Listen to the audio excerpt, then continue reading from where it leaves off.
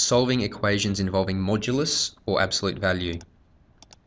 So in this lesson we'll look at multiple methods for solving an equation involving modulus, including graphical method, multiple cases method, and squaring both sides. And we will use these methods to solve the equation mod of x plus 1 equals 2x minus 3. You can also use these methods to solve inequalities or inequations involving greater than or less than signs, but today we'll keep it simple and focus only on an equation. So solving graphically, y equals 2x minus 3 looks like this. It's a linear equation, a linear function with y-intercept at -3 and a gradient of 2. Y equals mod of x plus 1 looks like this. Now, this section here is y equals x plus 1. And if you imagine that y equals x plus 1 is continued down in this direction, then this is a reflection in the x-axis of this segment of the graph. Now, that makes sense because y is mod of x plus 1. Y cannot take on a negative value. All values of y must be positive. And here we have all values of y positive. And to take specific instances, if you imagine this point here, which is on the graph y equals x plus 1, then the y value is -1. The mod of -1 is 1. So we've taken the mod of the y value. And here, -2 reflects up to 2. So that's the graph of y equals mod of x plus 1. When we combine those two graphs, we get this. And you can see from the graph that there is a unique solution, one solution only, when x equals 4. So solving graphically, we get the solution x equals 4. Next, we'll consider the multiple cases method. So we have our original equation. Case 1, x plus 1 equals 2x minus 3. We've removed the mod sign, equals x minus, it gives us x equals 4. Case 2, x plus 1 equals negative of 2x minus 3. X plus 1 equals negative 2x plus 3, etc. And we end up with x equals 2 over 3, which implies that we have two solutions.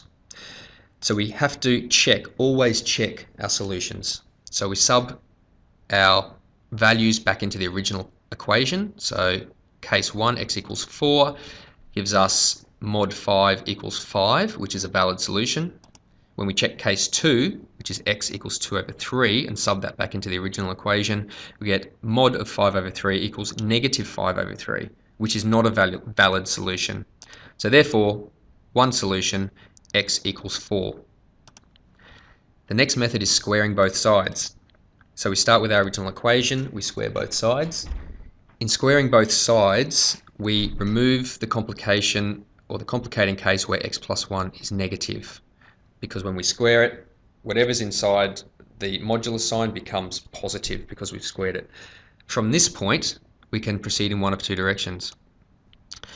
We can expand both brackets and then equate that to 0. Then factorize. So 3x squared minus 14x plus 8 factorizes to 3x minus 2 by x minus 4 and equate to 0. You need to have a method that works for you in terms of factorizing. And that gives us the solutions x equals 2 over 3 or 4. The other way to approach this is to subtract 2x minus 3 squared from both sides. And at this point, you may recognize that you have the difference of two squares. So we have a squared minus b squared equals a minus b, a plus b, where a is x plus 1 and b is 2x minus 3. So a minus b, a plus b equals -x plus 4, 3x minus 2, equaling 0, which gives us solutions x equals 4 or 2 over 3. Now that method, some people will appreciate because you then don't need to factorize. You go immediately from this first step to this second step, and the factorizing is done for you. You haven't expanded and then refactorized. So we have our two solutions either way, 2/3 or 4, and we check the solutions, which is exactly the same as for our previous method when we had multiple cases. We check in x equals 4, we get a valid solution. X equals 2 over 3, we don't get a valid solution, so we end up with x equals 4, our unique solution. So we have three methods that give us the same answer. Now just a note here, it's very important when you're doing your check that you sub back into the original equation. Don't be tempted to sub into a subsequent line of working. because you may have made an error in going from the original equation. So when you sub back in, always sub your values back into the original equation.